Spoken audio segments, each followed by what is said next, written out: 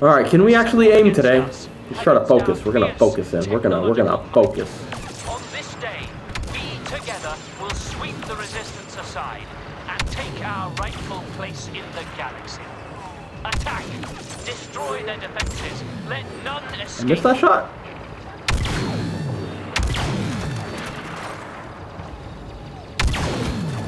Oh, I shot his shoulder.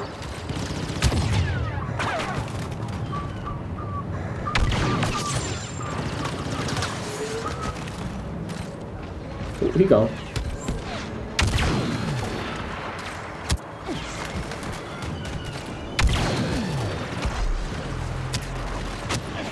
Alert! ATM-6 exposed and under attack.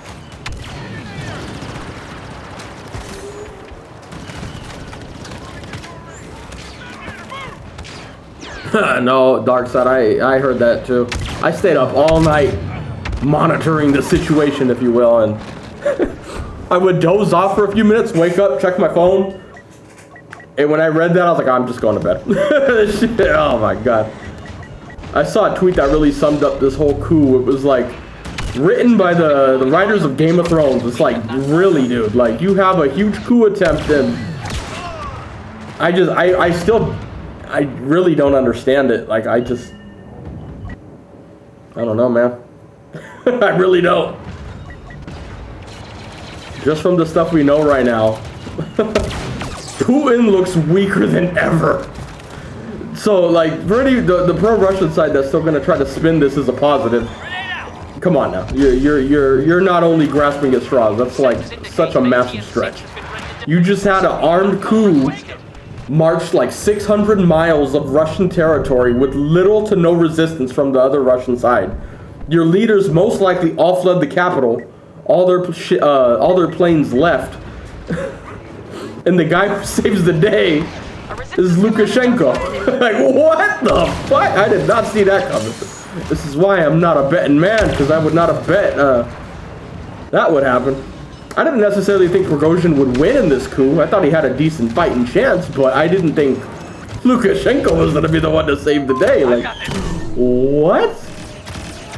Like, they legit marched almost all the way to Moscow with very little negative consequences to the actual Wagner forces. And then they're like, all right, we're going home. I'm at a loss for words for this, honestly. Like, I don't know how Prigozhin trusts Putin to think that where he literally just called you a betrayer.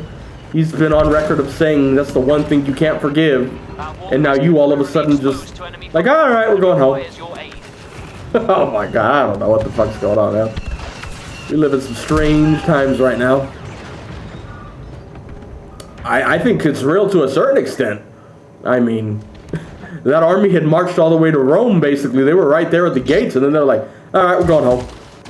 Some crazy shit just happened, but I don't know. Supposedly he's going to stay in Belarus now, which I just don't see how that's a good idea for Prigozhin.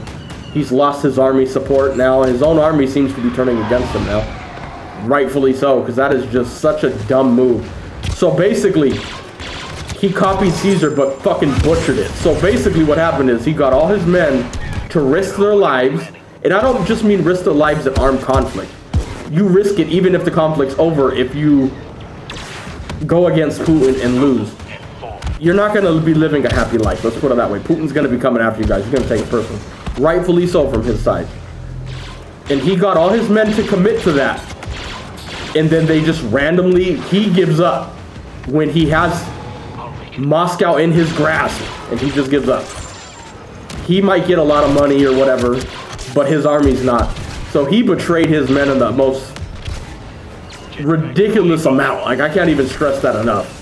Oh my god, if I was one of Wagner's soldiers, yeah, I would be done with him. Like, that shit is treachery. Like, I get he just betrayed Putin, but he also betrayed his men. He's literally in the business of betraying absolutely everybody. It's like, oh my goodness. And how Prigozhin thinks Putin is not going to just have him killed if he gets out of this is also strange. Like, what is this day and age that we live in? I'm so confused.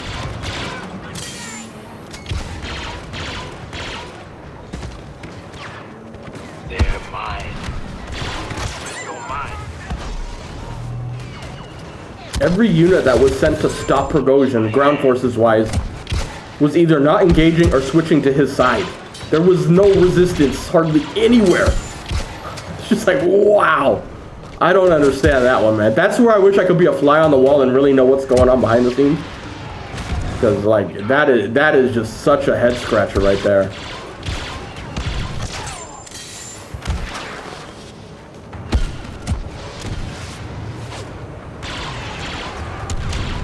That's like Putin, or not Putin, Caesar crossing the Rubicon and then absolutely shitting on everything Pompey in the Senate.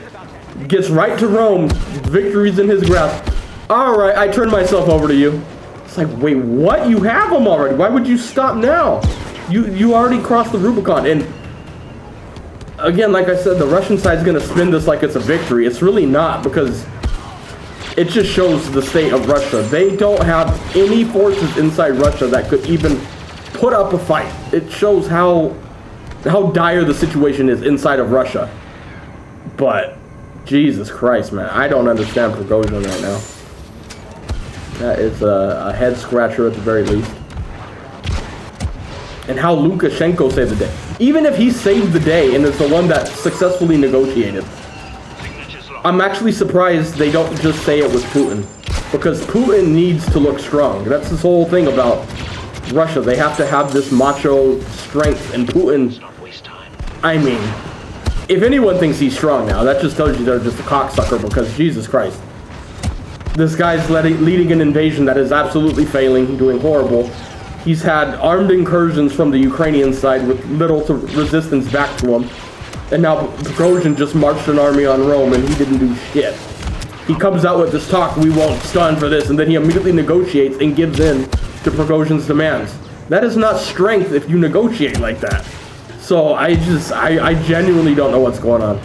I still think this will ultimately lead to Putin's downfall somewhere down the line, but might not be tomorrow, obviously, but it's just, it really shows the state in Russia right now. It is just really fucking bad. But what I really wish we knew what happened behind the scenes, because it just, none of it makes sense right now. We're probably missing so many different details of the story that just haven't came out to the public yet.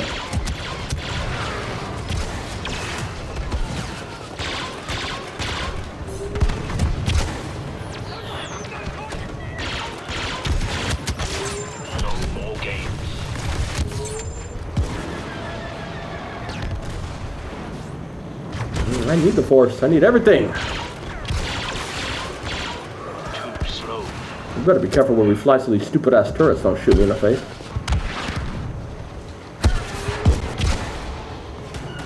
I've been fishing before, but I didn't really, it's not for me.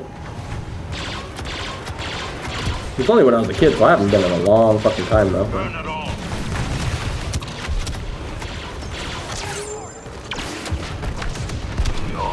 Push forward. Annihilate anything in our way.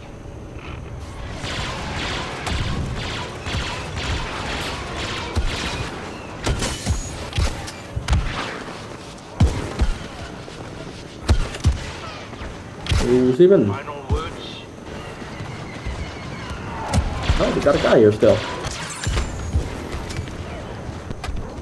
I have no idea what's going on in Uganda. Didn't they say they wanted to send troops to help Putin? Okay. Is that Uganda that said that? I don't know. I think it was. We will send troops to help. Bro, if Uganda gotta send troops to help Russia, that's all you need to know about Russia, bro. Like, no, we need some Ugandan troops right now. That's what the fucking, according to them, second best army in the world needs some Ugandan troops to come into Russia and save them. Jesus Christ. We live in some strange times, ladies and gentlemen. We live in some absolutely strange times. I don't know if it was Uganda. I think it was, but I know an African country had been saying that. Like, we'll send troops if we need. Like, really? Putin, we will come help you, huh? Like, alright, dude. Jesus. That's funny. Bro, if we ever get to the point where something happens to the United States and we're like, Uganda, send help! Fuck, we might as well just shoot ourselves in the head. We're done. Don't even bother asking for help from them, dude. Jesus Christ. I'm not here to run your squad.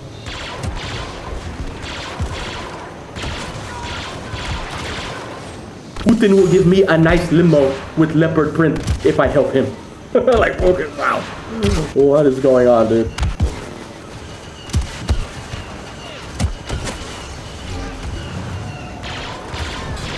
I'm done with this.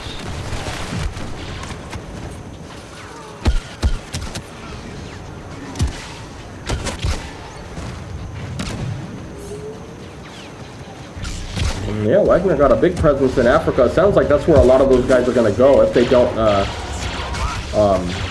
leave their contracts. Which, honestly, if I was one of the Wagner soldiers, I would be leaving my contract right now. But you're still in a really bad spot, though. I would be nervous, personally, being a Wagner soldier and then staying in Russia. Especially if this war... Again, you already know my thoughts. This is already a loss for Russia. But let's say we go back to some form of status quo and Putin's in power. I wouldn't want to be one of the Wagner soldiers living in Russia that marched on Rome, if you will. I would not feel comfortable. I'd be like, dude, we have just done some bad shit. Not even that he's gonna personally come after each and every one, but you might start finding it a little more difficult to live there with certain like laws and shit that come after you, or not even laws necessarily, just like behind the scenes shit trying to make it difficult for Wagner veterans. Like I probably would get out of Dodge if I could. But I also would find it tough staying in Wagner, because I really would feel like Prigozhin just betrayed me. And a lot of them are feeling that. One of the heads of one of their main Telegram channels that Wagner runs, he was like, we coming for you, Putin. He was so excited, and then when Prigozhin just fucking said, all right, we're going home, he just went on a fucking rant calling out Prigozhin. It's like, you could see they're not all united on that front. It's like, what is going on, dude?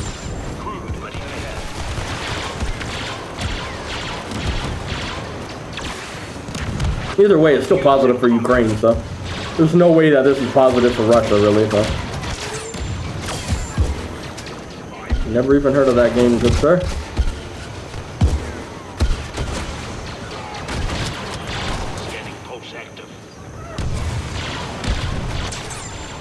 Well, they're definitely their biggest cocksucker, but at the same time, they're not really going to do anything. Their military sucks.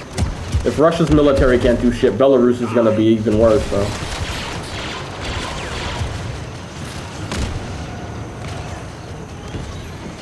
Apparently Lukashenko has great negotiating power, though. I don't fucking know. Didn't see that one coming, Jesus. If someone had told me, don't worry, Lukashenko's negotiating. Oh shit, he's gonna burn Rome down, if you will. Like, there's no way they'd come to an agreement, but somehow, apparently they have.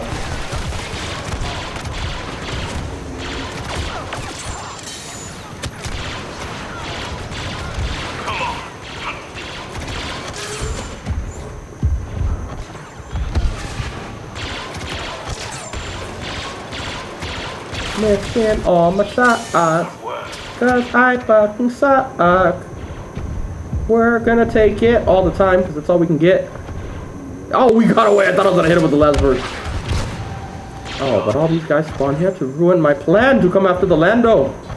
Alright, we got Lando. 40 minutes later. Yeah, if you're in Aussie land trying to play in this, you gotta switch servers. Gotta get on some US servers. I tried playing on Aussie servers when I moved out to the Philippines, and there's nobody on anything. I think I was able to find one heroes versus villains match, but it's just, there's nothing. Sadly, you get to play with a lot more latency if you do that, though, which sucks. I really feel it where you're like, shoot, like, well, there's part of it right there. You're gonna freeze a lot, and you're gonna be shooting people, and then nothing happens, and you're gonna dash, and they still hit you, and it's just. And that always happens on the game, but it's going to be happening a lot more now. But at least you get to play, so it's up to you. Oh, Edwin.